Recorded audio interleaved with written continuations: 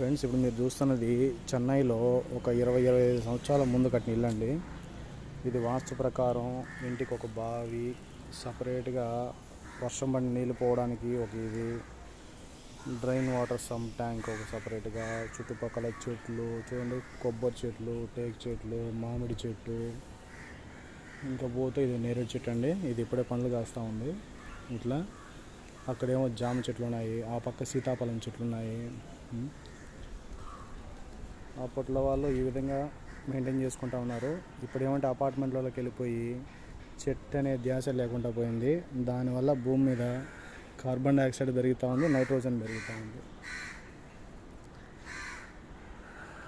ఆక్సిజన్లు లేకుండా సస్తున్నారు. ఈ ఏసీలు పెట్టుకొని నైట్రోజన్ పెంచి ఉన్న వాతావరణాన్ని వేడెక్కించి సామాన్య ప్రజలకి లేనిపోని కష్టాలు తెప్పిస్తున్నారు ఈ అపార్ట్మెంట్ల వల్ల, ఏసీల వల్ల. దయచేసి ఆపండి ఫ్రెండ్.